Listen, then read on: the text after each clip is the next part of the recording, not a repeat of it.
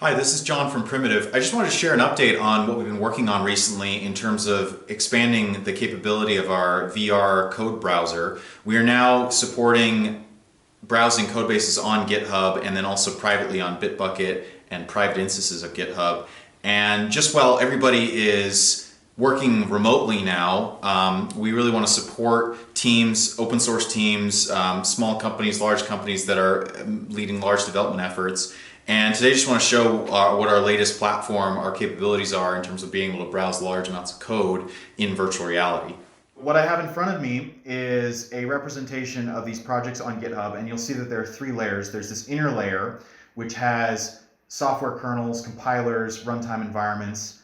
The next layer out from that, I have interpreters, I have cloud and infrastructure, programming languages, and then on the outermost layer, I have the most dependent code, which would depend on the inner layers. We see here blockchain, we have a hacking module, we have computer vision, and then on the top here I have artificial intelligence module, which I'll grab onto and bring down here.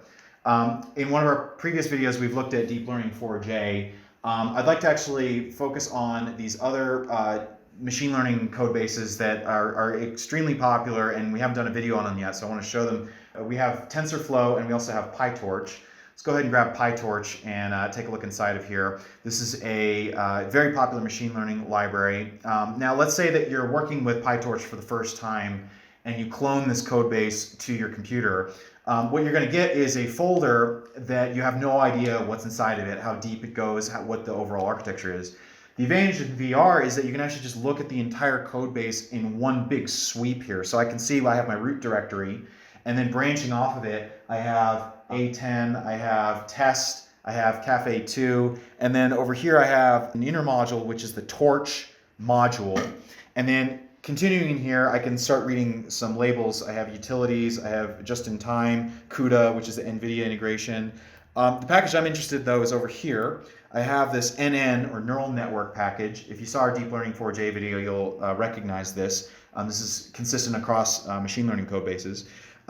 This is going to be the neural net algorithms, and specifically I can see here I have parallel, I have modules, I have intrinsic, I have all these different modules for running a neural net. What I'm going to start doing here is I'm going to click on these, and as I click on these directories, they're actually downloading directly from GitHub. And then we're doing something very particular. We're actually parsing these files as they come in. And so rather than just looking at a list of files, which has a limited utility, what we're actually looking at here is something I think is much more interesting. We can actually visually see what's going on inside of each of these files by parsing them out. So I'm going to bring this up, and if we take a closer look at this, we're actually going to see here is different parsing on different files. So if I look inside of this activation file, for instance, notice that it's visually a lot more complicated than the other files that are around it. The one on the top is just the main, it's the init.py, and I can see that there's not a lot going on in here.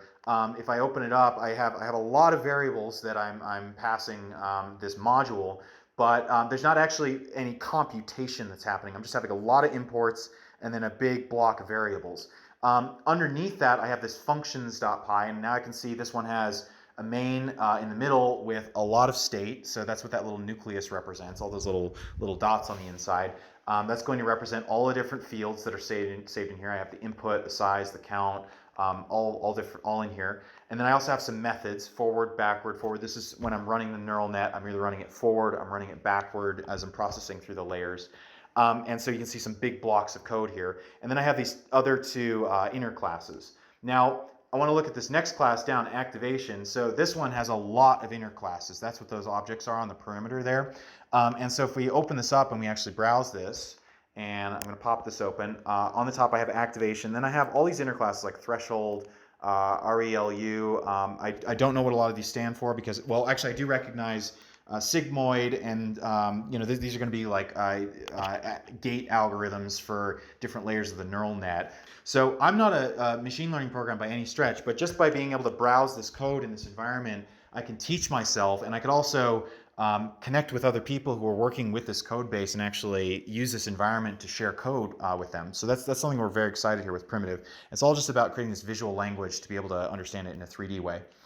I'm going to take us back out to the top layer. Let's finally look at some web frameworks here. So we have Facebook React. If I drop down on this, I'm going to see that there are just 3 modules here. There's a scripts module, packages, and fixtures. And again, just by being able to look at it in this broad view, I can immediately see the organizational structure of this code base. And then wherever my interest is, let's say it's inside of scripts, I can start drilling down and I can see inside of scripts I have shared, I have Babel. Babel is a parser for JavaScript. So I assume if I click on this, I'm going to actually get some JavaScript files.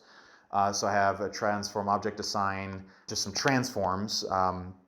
I'm not going to go into detail about what this code means, but if you were wanting to explore, dig deeper, learn the code, in VR you're really going to have this ability to have a memory map of what you see, which is a very powerful learning tool, especially if you're learning new code.